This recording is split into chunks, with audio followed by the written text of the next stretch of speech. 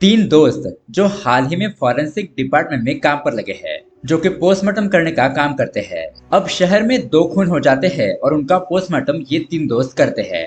लेकिन इस केस में उनसे एक ऐसी गलती हो जाती है जिससे कि ये तीनों दोस्त बहुत ही बड़ी मुसीबत में फंस जाते हैं और आईपीएस रंजनी इस क्राइम केस की इन्वेस्टिगेशन कर रही होती है। तो दोस्तों, इन तीन फॉरेंसिक एक्सपर्ट दोस्तों से ऐसी कौन सी गलती हो गई और असल में वो किलर कौन है? क्या पुलिस उसे पकड़ पाएगी या फिर ये तीन दोस्त इस केस में फंस जाएंगे? यही देखेंगे हम आज की जबरदस्त क्राइम थ्रिलर कहानी में, जिसका नाम है विकम। इस फिल्म को डायरेक्ट किया है सागर हरिजी ने और आपको ये मूवी ZEE5 पर देखने के लिए मिल जाएगी। सच में दोस्तों, ये मूवी बहुत ही कमाल की है। मतलब कि आप इस मूवी से नजर ही नहीं हटा सकते। इतनी एंगेजिंग और सस्पेंस से भरी हुई इसकी कहानी है। इसीलिए दोस्तों, वीडियो को एंड तक जरूर देखिएगा। तो दोस्तों, मेरा नाम है किरण और आप देख रहे हैं हॉरर बॉक्स हिंदी। अगर आपको हमारे वीडियोस पसंद आते हैं तो वीडियो को लाइक और चैनल को सब्सक्राइब जरूर कीजिए। तो चलिए बिना किसी देरी के शुरू करते हैं आज की कहानी। कहानी की शुरुआत में हमें एक शहर को दिखाया जाता है, जहाँ के एक एरिया में हम सोसाइटी को देखते हैं और वहाँ पर एक वॉचमैन अपनी ड्यूटी कर रहा होता है। उसी बिल्डिंग के फ्लैट में हम तीन दोस्तों को देखते हैं। एक का नाम होता है थॉमस, दूसरे का नाम होता है किरण और उनकी तीसरी दोस्त का नाम होता है कीर्ति। ये तीनों ही दोस्त एक बहुत बड़े हॉस्पिटल में डॉक्टर कृष्णमूर्ति के अंडर में फॉरेंसिक एक्सपर्ट के तौर पर काम करते हैं। अब यहाँ पर जो थॉमस होता है वो कृष्णमूर्ति पर बहुत ज्यादा गुस्सा हो रहा होता है, क्योंकि वो इन लोगों को बहुत सारा काम दे देता है। कीर्ति कहती है कि अब गुस्सा करना छोड़ दो, मैं खाना ऑर्डर करती हूँ और उसे खाने के बाद हॉस्पिटल चलते हैं। मूर्ति सर ने हमें 10 बजे बुलाया है, इसलिए हमें टाइम पर पहुंचना होगा। अब उसके अगले सीन में हमें एक डिलीवरी कंपनी को दिखाया जाता है। यहाँ पर हम सनी नाम के एक बंदे को देखते हैं और वो आज ही इस कंपनी में काम पर ज्वाइन हुआ है। कंपनी का ओनर उसे सारी बातें अच्छी तरीके से समझा देता है कि कस्टमर से अच्छी तरीके से बात करना और टाइम पर खाना डिलीवरी करना, जिसके लिए सनी हाँ कह देता है। अब उसके बाद हम रंजनी नाम की एक महिला को देखते हैं। इंदु नाम की उसकी दोस्त जो कि वकील होती है, वो रंजनी को कॉल करती है और कहती है कि इतनी छोटी सी बात के लिए तुमने छुट्टियां ले ली और मुझे नहीं लगता कि इस बात के लिए तुम्हें डिवोर्स लेना चाहिए। मैंने तुम्हारे पति हरि को कॉल किया था, वो डिवोर्स नहीं लेना चाहता, वो कॉम्प्रोमाइज करना चाहता है। लेकिन रंजनी इंदु से कहती है कि तुम मेरी मदद कर सकती हो तो बोलो, वरना मैं दूसरे वकील के पास चली जाऊंगी। इंदु कहती है ठीक है बाबा, कल तुम मेरे ऑफिस आ जाना, इस केस को लेकर हम एक पिटीशन फाइल करेंगे। अब यहाँ ये तीनों दोस्त तैयार होकर हॉस्पिटल जाने के लिए निकलते हैं। रास्ते में थॉमस कहता है कि अरे यार, वो मूर्ति सर बहुत ज्यादा टॉर्चर करते हैं। किरण कहता है कि अरे शुरुआती दिनों में ऐसा ही होता है, हम सारे असाइनमेंट टाइम पर सबमिट कर देंगे तो मूर्ति सर हमें कुछ नहीं कहेंगे, उल्टा वो हम पर खुश हो जाएंगे। इस तरह से बातचीत करते हुए ये लोग हॉस्पिटल पहुंच जाते हैं। यहाँ दूसरी तरफ फूड कंपनी में एक लड़की सनी को बताती है कि तुम्हारा काम नॉर्थ वाले एरिया में है, उस एरिया में अच्छे से काम करना। लेकिन सनी पूछता है कि साउथ वाले एरिया में कौन जाता है। वो बताती है कि मनु नाम का एक लड़का है, वो वहाँ पर डिलीवरी करने के लिए जाता है। उसके बाद वो लड़की उसे गाड़ी की चाबी दे देती है। लेकिन यहाँ पर सनी उस मनु से मिलता है।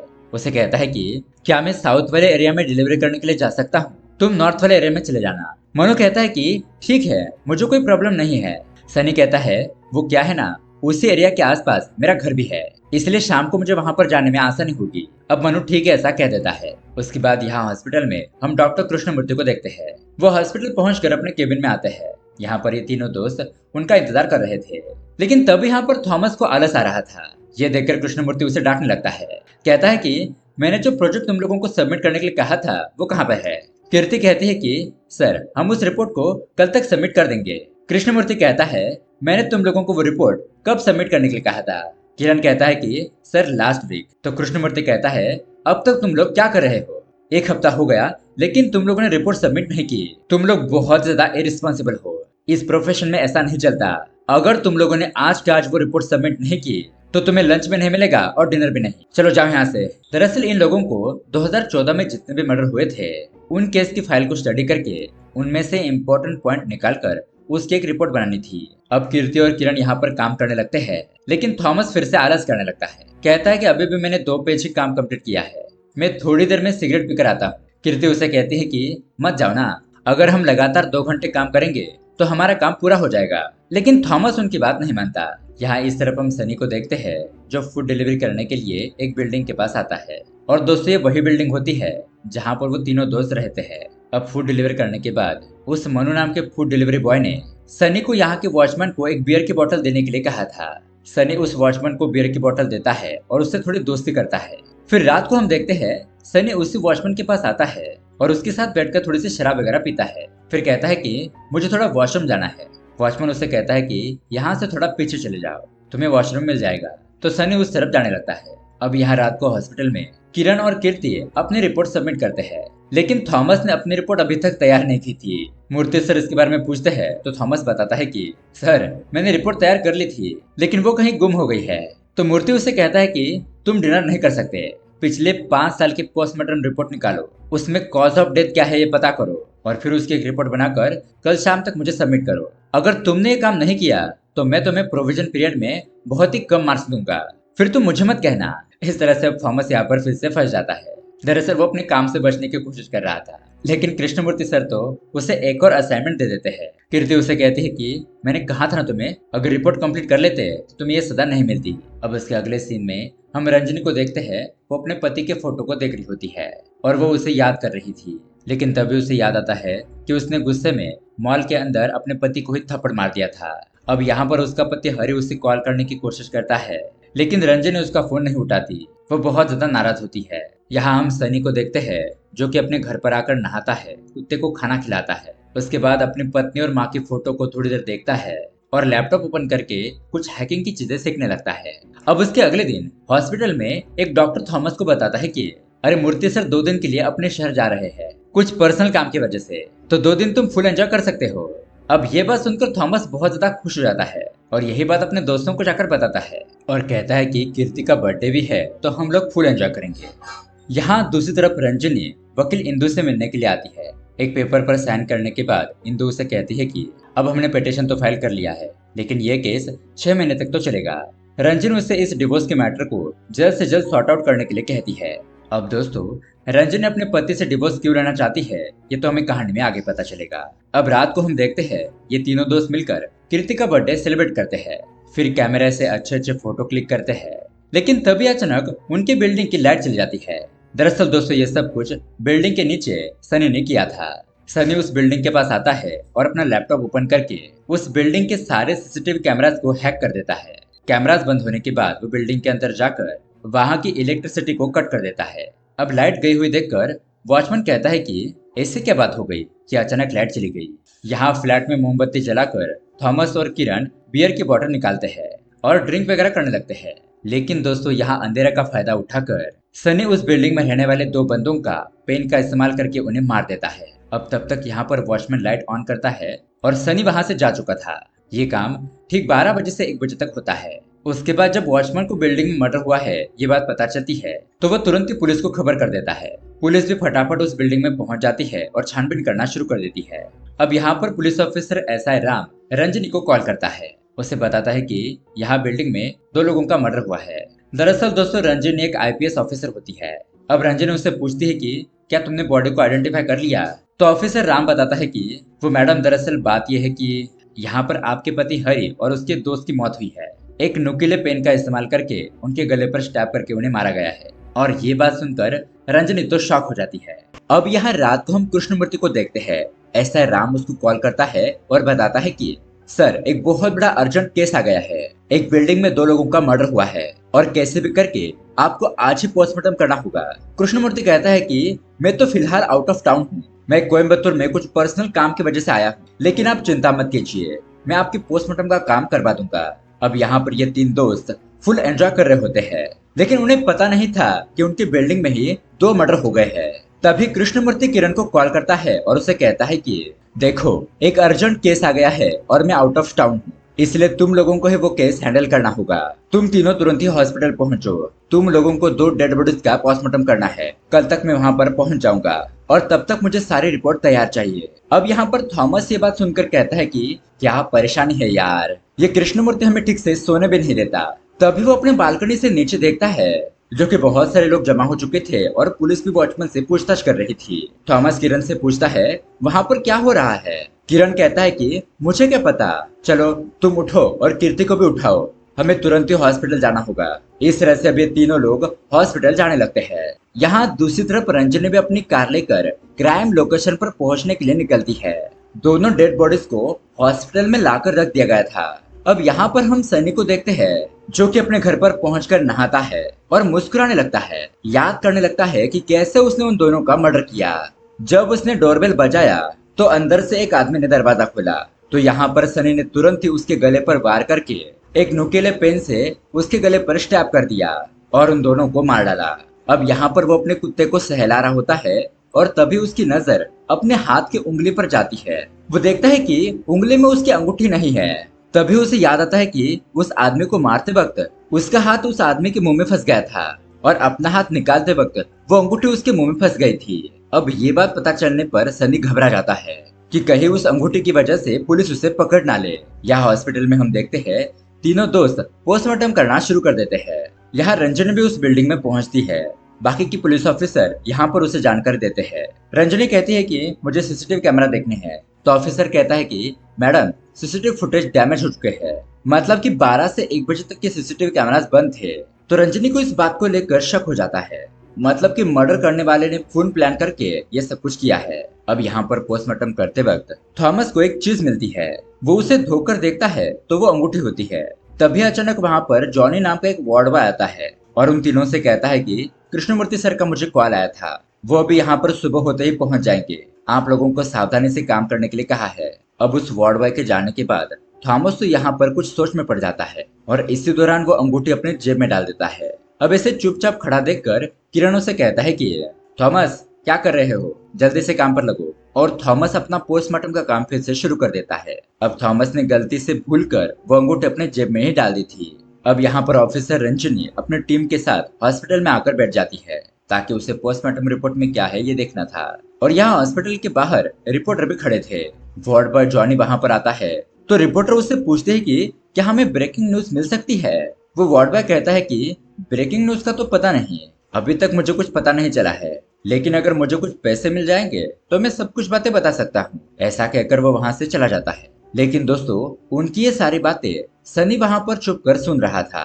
अब इसके बाद यहाँ सुबह हो जाती है और कृष्णमूर्ति हॉस्पिटल में पहुंच जाता है। किरण पोस्टमार्टम की रिपोर्ट लेकर केबिन के बाहर बैठा होता है। तभी वहाँ पर कृष्णमूर्ति आता है और रिपोर्ट ले लेता है। कहता है कि 10 मिनट के बाद तुम तीनों मेरे केबिन में मिलो। उसके बाद वो अंदर जाता है और यहाँ इस तरफ कीर्ति और थॉमस कैंटीन में बैठे थे। तभी किरण वहाँ पर आता है और थॉमस और वो सिगरेट पीने के लिए बाहर जाने लगते हैं। तभी सिगरेट का पैकेट निकालने के लिए थॉमस अपने जेब में हाथ डालता है और शॉकिंगली उसे जेब के अंदर वो पोस्टमार्टम करते वक्त मिली हुई अंगूठी मिलती है, जिसे उसने भूलकर अपने जेब में डाल दिया था और उसके बारे में उसने रिपोर्ट में भी मेंशन नहीं किया था। ये देखकर अब ये तीनों दोस्त बहुत ज्यादा टेंशन में आ जाते हैं कि कहीं इस अंगूठी की वजह से कुछ कांड ना हो जाए।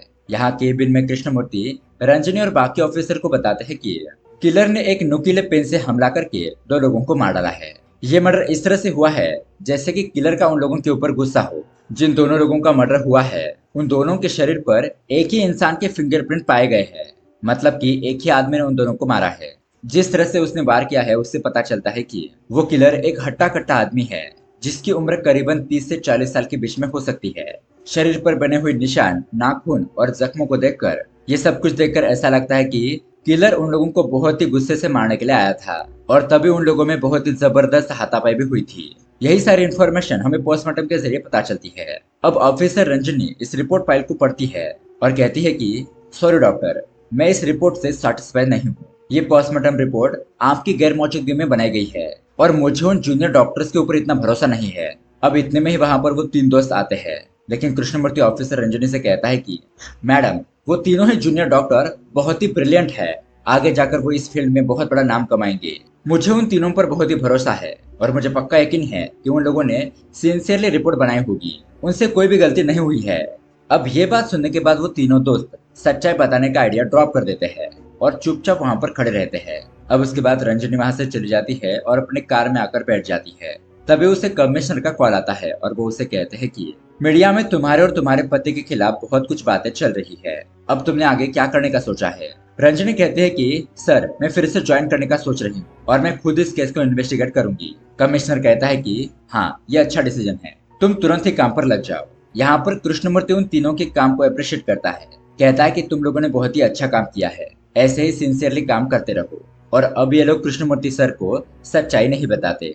अब थॉमस को लगता है कि इस परेशानी से छुटकारा मिल गया है, इसलिए वो उस रिंग को वहां डस्टबिन में फेंक देता है। अब दरअसल दोस्तों इन तीनों ने अगर पुलिस को सच्चाई बता दी तो पुलिस उल्टा इन तीनों के ऊपर शक करेगी कि इन्होंने ही सबूत छुपाने की कोशिश की है और मर्डर में इन तीनों का हाथ हो सकता है।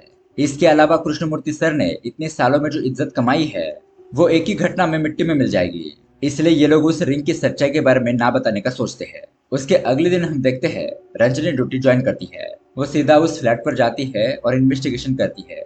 वहां से वो सीसीटीवी ऑपरेटर के रूम पर आती है, जहां पर उन्हें पता चलता है कि सीसीटीवी कैमरा को हैक कर ले गया है और अभी भी वो किलर सीसीटीवी कैमरास के जरिए उन लोगों को देख रहा है। रंजनी सबसे पहले यहाँ की सीसीटीवी फुटेज को बदलने के लिए कहती है। और सच में दोस्तों, यहाँ दूसरी तरफ सनी लैपटॉप लेकर उन लोगों को ही देख रहा होता है।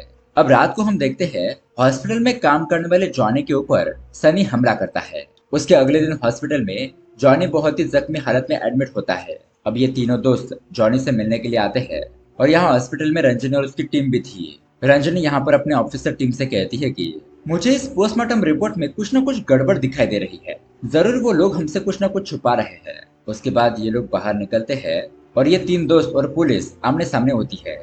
रंजनी उन तीन दोस्तों से फिर से पूछती है कि अगर तुम लोगों से पोस्टमार्टम करते वक्त कुछ गलती हुई है तो अभी के अभी बता दो, वरना बाद में अगर तुम लोग पकड़े गए तो बहुत ही बुरा होगा। लेकिन किरण कहता है कि नहीं मैडम, हमसे कोई भी गलती नहीं हुई है। ऐसा कहकर वो चले जाते हैं। उसके बाद हम देखते हैं रंजनी उन तीनों दोस्तों की कुंडली निकालती है। ये तीनों दोस्त डॉक्टरी की पढ़ाई करते वक्त बहुत ही अच्छे खासे दोस्त बन गए। इस शहर में थॉमस के पिताजी का एक फ्लैट है और वहीं पर ये तीनों दोस्त रहते हैं। किरण एक मिडिल क्लास परिवार से है और कीर्ति के माता पिता अब इस दुनिया में नहीं है। वो अपने अंकल आंटी के साथ ही रहती है।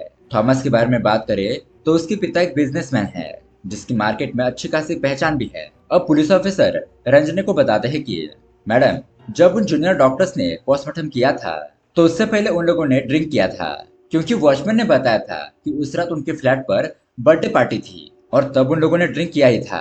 क्या हम इस आधार पर उन तीनों को गिरफ्तार कर सकते हैं? रंजनी कहती है कि वो तीनों ही लोग फॉरेंसिक डिपार्टमेंट में काम करते हैं, मतलब कि पुलिस की ही मदद करते हैं। इसलिए हम बिना ठोस सबूत के उन लोगों को गिरफ्तार नहीं कर सकते। अब यहाँ रात को हम देखते हैं कि थॉमस बहुत ज्यादा घबरा रहा होता है।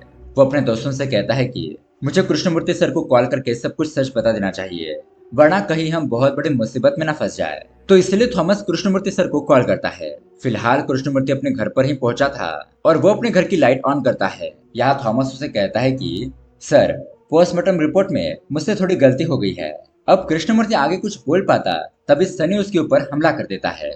अब उसके अगले दिन हम देखते हैं डॉक्टर कृष्णमूर्ति को एडमिट कर दिया गया था, क्योंकि उनके गले और सर पर बहुत ही बुरी तरीके से चोट लग गई थी और अब वो कुछ बात करने की हालत में भी नहीं थे।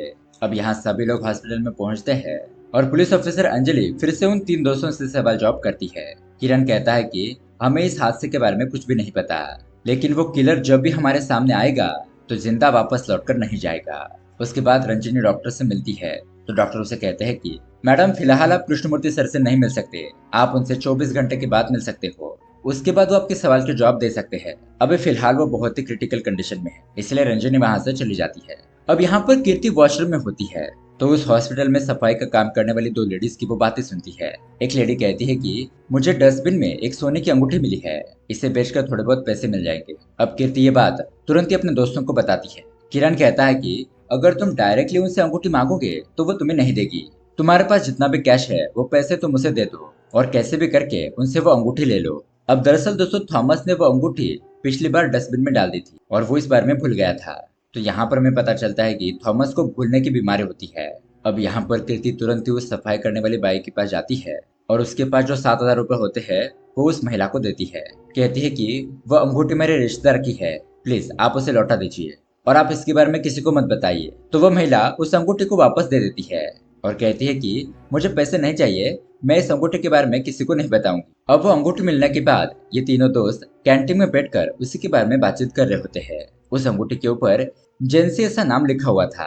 वो सोचने लगते हैं कि इस अंगूठी के मालिक को कैसे ढूंढा जाए और ये जेंसी कौन है। तभी उस जगह पर मार्टिन नाम का एक बंदा बैठा होता है। वो इन लोगों की सारी बातें सुन लेता है और उनके पास आकर बैठ जाता है। कहता है कि मैं एक प्राइवेट डिटेक्टिव हूँ, मैं इस अंगूठी के बारे में पता कर सकता हूँ, तुम लोग मुझ पर विश्वास कर सकते हो। अगले 24 घंटे के अंदर मैं इसके मालिक का पता कर लूंगा और बाद में तुम लोग मेरी फीस को दे देना। अब इन तीन दोस्तों के पास इस प्राइवेट डिटेक्टिव मार्टिन के ऊपर भरोसा करने के अलावा कोई भी रास्ता नहीं था। और यहाँ पर हम सनी को देखते हैं, वो भी इन तीन दोस्तों के ऊपर नजर रखे होता है। अब उसके बाद मार्टिन इन तीनों को बहुत ही पुराने टाइम से ज्वेलरी का काम करने वाले शाहिन नाम के एक बंदे के पास लेकर जाता है। वो उस आदमी को वो अंगूठी देता है और उसे कहता है कि यह अंगूठी इस शहर के किस दुकान से बनाई गई होगी, या आप हमें बता सकते हैं क्या? और लगता है ये गोल्ड की अंगूठी बहुत ही ब्रांडेड है। तो वो आदमी अपनी तरीके से उस अंगूठी को चेक करता है और उस अंगूठी पर कुछ नंबर भी होता है, जिसके जरिए उस आदमी को पता चलता है कि यह अंगूठी शहर के एक नामी ज्वेलरी दुकान से बनाई गई है। उसका एड्रेस मिलते ही मार्टिन तुरंत ही वहां पर पहुंच जाता है। वहां पर जाकर एक आदमी से इस अंगूठी के बारे में पूछता है। अब अंगूठी के ऊपर कस्टम नाम तैयार करके लेने वाले बहुत ही कम लोग होते हैं। अब उस दुकान के रजिस्टर में पिछले 2 साल में ऐसे अंगूठी किन लोगों ने बनाई थी, उन सभी लोगों की लिस्ट निकाली जाती है। तो उसमें 6 लोग मिलते हैं। तो इसलिए अब ये प्राइवेट डिटेक्टिव मार्टिन उन लोगों को ढूंढने में लग जाता है। और दोस्तों, उस लिस्ट में सनी का भी नाम होता है। यहाँ रात को हम इन 3 दोस्तों को देखते हैं। कीर्ति अपने दोस्तों से कहती है कि मुझे बहुत ज्यादा डर लग रहा है। अगर वो किलर हमारे कृष्णमूर्ति सर के ऊपर भी हमला कर सकता है तो उसकी नजर हमारे ऊपर भी होगी और वो हमारे ऊपर भी हमला कर सकता है। इसलिए हम लोगों को थोड़ा सावधान रहना होगा। उसके अगले दिन हम मार्टिन को देखते हैं। उसे जिन लोगों के बारे में पता चला था वो उनके एड्रेस पर जाकर उन लोगों को आसपास ढूंढने लगता है। ऐसे ढूंढते ढूंढते वो एक होटल के पास पहुंचता है। वहां पर पूछताछ करने पर उसे सनी नाम के एक बंदे के बारे में पता चलता है, जो कि इसी एरिया में रहता है। अब उस एरिया में जाकर पूछने पर वहां पर सनी का भाई और उसकी बीबी रह रही होती है। सनी का भाई बताता है कि फिलहाल वो हमारे साथ नहीं रहता। वो यहाँ से थोड़ी ही दूरी पर रेलवे स्टेशन के पास रहता है और फिलहाल वो एक फूड डिलीवरी कंपनी में काम कर रहा है। यहाँ मार्टिन उन लोगों से सनी का फोटो और उसका फोन नंबर ले लेता है। उसके बाद हम उन 3 दोस्तों को देखते हैं जो कि हॉस्पिटल में कृष्णमूर्ति सर से मिलने के लिए आते हैं। यहाँ पर थॉमस कृष्णमूर्ति सर से माफी मांगता है। कहता है कि सर, मुझसे बहुत बड़ी गलती हो गई। पोस्टमार्टम करते वक्त मुझे एक अंगूठी मिली थी, लेकिन गलती से मैंने उसे अपने जेब में डाल दिया और उसके बारे में मैंने रिपोर्ट में मेंशन नहीं किया। तो कृष्णमूर्ति कुछ बोलने की हालत में नहीं था, लेकिन वो उन लोगों को कहता है कि कोई बात नहीं, ऐसी गलती होती रहती है, लेकिन आइंदा ऐसा मत करना। अब तुम लोग शांत रहो और कुछ मत बोलो। मैं देखता हूँ आगे क्या किया जा सकता है। उसके बाद दोस्तों हम सनी को देखते हैं जो कि अपनी काम की जगह पर खाना खा रहा होता है। वहां पर काम करने वाली एक लड़की भी मौजूद होती है और उसकी शादी हो गई थी, लेकिन उसका किसी दूसरे लड़के के साथ चक्कर चल रहा था। अब वहां पर बैठकर सनी ये बात सुन लेता है और सनी के वहां से जाते वक्त हम देखते हैं कि सनी ने उस लड़की को फांसी पर लटका दिया है और उस लड़की की वहीं पर मौत हो जाती है। अब उसके बाद सनी उन 3 दोस्तों के बिल्डिंग की तरफ जाने के लिए निकलता है। यहाँ हम प्राइवेट डिटेक्टिव मार्टिन को देखते हैं और उसे किलर का पता चल चुका था। उसे सनी का फोन नंबर और फोटो मिल गया था। वो उन 3 दोस्तों को कॉल करता है और कहता है कि मुझे किलर के बारे में पता चल गया है, मैं उसका फोटो तुम्हें व्हाट्सएप कर रहा हूँ, तुम लोग देख लेना। और दोस्तों, यहाँ पर आता है बहुत बड़ा ट्विस्ट। दरअसल ये प्राइवेट डिटेक्टिव मार्टिन और कोई नहीं बल्कि पुलिस का ही आदमी होता है और आईपीएस रंजन ने ही इसे काम पर लगाया था, क्योंकि वो 3 दोस्तों उसे सच नहीं बताने वाले थे। इसलिए रंजनी ऐसा गेम खेलती है और उन तीनों से बात निकलवा लेती है।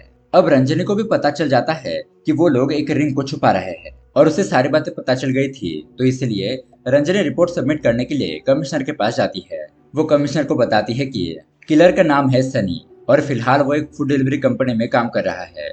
सनी की वाइफ और माँ फिलहाल इस दुनिया में नहीं है और हमने सनी के बारे में सब कुछ पता कर लिया है, जिससे हमें पता चला है कि सनी जब छोटा था तब उसके पिताजी की मौत हो गई, इसलिए उसकी माँ ने दूसरी शादी कर ली। लेकिन सनी को ये बात पसंद नहीं आई, इसलिए उसने गुस्से में आकर अपनी माँ को ही मार दिया। अब उसके बाद बड़ा होने के बाद सनी की जेंसी नाम की एक महिला से शादी हुई। वो जेंसी से बहुत ज्यादा प्यार करता था, उसकी बहुत केयरिंग करता था, लेकिन जेंसी की तरफ से उसे उतना प्यार नहीं मिला। जेंसी का किसी दूसरे लड़के के साथ अफेयर शुरू हो गया और ये बात सनी को बिल्कुल भी बर्दाश्त नहीं हुई, इसलिए उसने अपनी पत्नी जेंसी को भी मार दिया और अभी तक वो ऐसे मर्डर करके पछता रहा है। जब भी उसे कोई धोखा देते हुए नजर आता है वो एक साइकोपैथ की तरह उन लोगों को मार देता है। अब यहाँ पर कमिश्नर पूछता है कि फिर उसने तुम्हारे पति और उसके दोस्त को क्यों मारा? तो रंजनी कमिश्नर को मॉल के अंदर घटित हुई एक घटना की वीडियो दिखाती है, जहाँ पर रंजनी ने गुस्से में आकर अपने पति को थप्पड़ मारा था।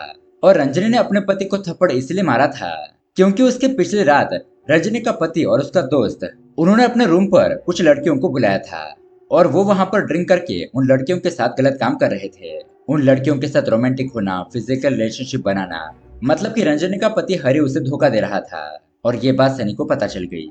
इसलिए सनी ने उस बिल्डिंग में जाकर उन दोनों का मर्डर कर दिया।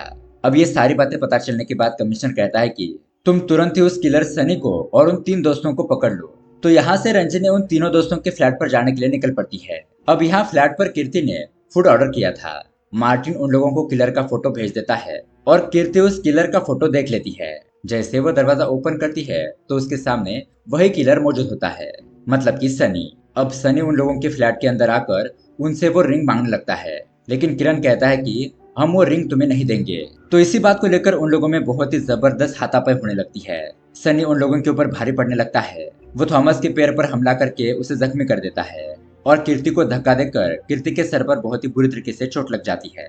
उसके बाद वो किरण से बहुत ही जबरदस्त फाइटिंग करता है, लेकिन किरण उसके साथ टक्कर की फाइट करता है और उसे चकमा देकर एक रूम के अंदर लॉक कर देता है। अब इतने में ही ऑब्वियस रंजनी में उनके फ्लैट पर पहुंच जाती है, लेकिन यहाँ रूम के अंदर सनी लाइटर और एक सेंट की बोतल लेकर उस दरवाजे की लॉक को तोड़ देता है, मतलब कि उस लोहे को पिघला देता है। अब वो दरवाजा ओपन होने की वजह से वो फिर से किरण के साथ फाइटिंग करने लगता है। तभी यहाँ पर रंजनी दरवाजा तोड़ के उस फ्लैट के अंदर आती है और वो अपने गन से सनी को शूट करके मार डालती है। इस तरह से ये किलर सनी पकड़ा जाता है। अब कहानी के एंडिंग में हम देखते हैं मीडिया वाले रंजनी से सवाल करते हैं कि क्या मैडम इस मर्डर में उन 3 पोस्टमार्टम करने वाले दोस्तों का हाथ है? तो रंजनी बताती है कि नहीं, ये फेक न्यूज है, उल्टा उन तीनों ने तो हमारी मदद की है। उसके बाद रंजनी वहां से जाने लगती है तो एक पुलिस ऑफिसर उसे कहता है कि मैडम, उस प्राइवेट डिटेक्टिव से हमें जिस रिंग के बारे में पता चला था वो रिंग अभी तक हमें मिली नहीं है। तो यहाँ पर रंजनी उन 3 दोस्तों को देखने लगती है और उसके बाद हम देखते हैं कि वो रिंग और किसी के पास नहीं बल्कि डॉक्टर कृष्णमूर्ति के पास होती है। जी हाँ दोस्तों, इन सभी डॉक्टर ने उस रिंग का राज अपने तक ही रखा था। इस तरह से दोस्तों किलर भी पकड़ा जाता है और इन 3 दोस्तों की गलती भी सामने नहीं आती। इस तरह से ये कहानी यहीं पर एंड हो जाती है। तो दोस्तों ये कमाल की मास्टरपीस कहानी आपको कैसी लगी हमें कमेंट करके जरूर बताइएगा। और सच में आप इस मूवी को देखिए, बहुत ही थ्रिलिंग मूवी है। आपको ये मूवी कैसे लगी हमें कमेंट करके जरूर बताइए और ऐसे ही धमाकेदार मूवी देखने के लिए हमारे चैनल को सब्सक्राइब जरूर कीजिए। मिलते हैं अगली वीडियो में। Thanks for watching.